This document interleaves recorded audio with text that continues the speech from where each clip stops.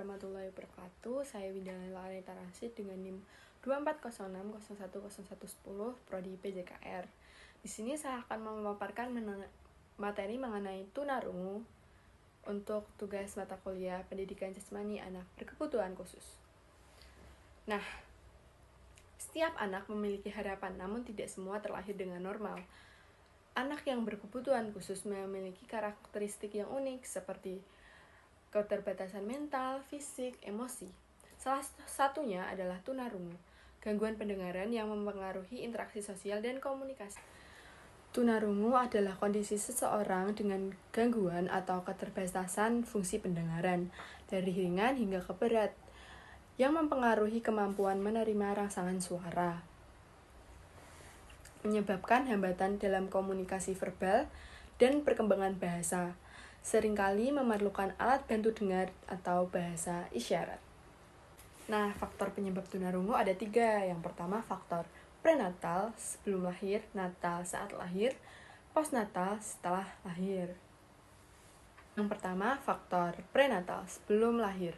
Ada keturunan, cacar air atau campak pada ibu hamil, keracunan darah pada ibu, penggunaan obat-obatan yang berlebihan, kekurangan oksigen saat kehamilan, dan kelainan organ pendengaran. Faktor natal saat lahir.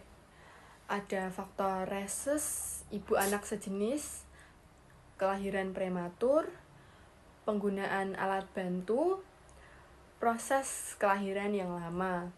Sedangkan faktor postnatal itu setelah lahir. Ada infeksi seperti cacar air, terus radang selaput otak. Karakteristik anak tunarungu yang pertama, intelijensi. IQ verbal rendah, namun performa IQ dan daya ingat jangka panjang sama atau setara dengan anak mendengar. Yang kedua, bicara dan bahasa.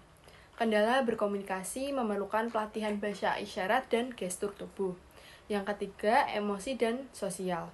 Cenderung geogestik atau takut lingkungan sosial, mudah tersinggung, dan bergantung kepada orang lain.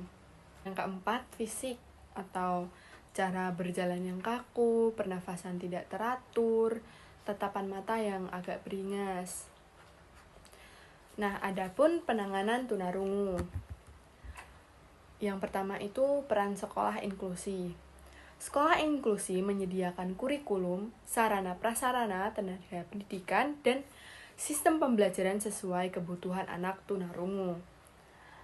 Mendidik anak tunarungu memberikan perhatian lebih, membantu menumbuhkan pemahaman diri, melatih komunikasi.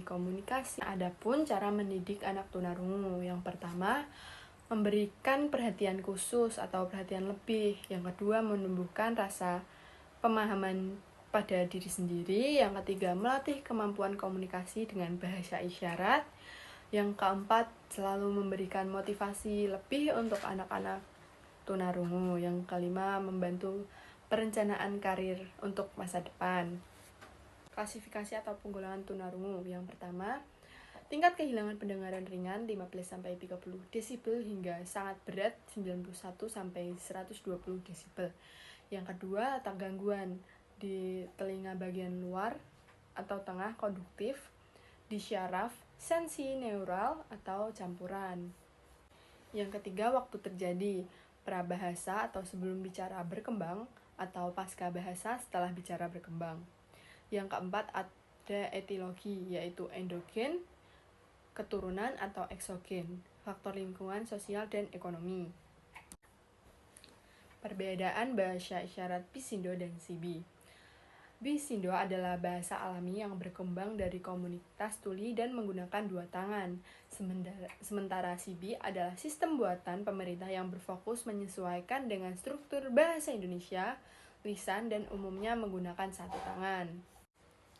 Nah, kesimpulannya yaitu anak tunarungu memiliki perbedaan tumbuh kembang yang dipengaruhi faktor prenatal, natal, dan faktor postnatal. Perhatian orang tua dan masyarakat sangat penting untuk meningkatkan inteligensi, kepercayaan diri, dan emosi mereka dalam berinteraksi sosial. Masyarakat perlu lebih inklusif, memberikan pendidikan yang baik perhatian mendalam, empati, dan kesadaran untuk menciptakan lingkungan yang ramah bagi penyandang tunarungu.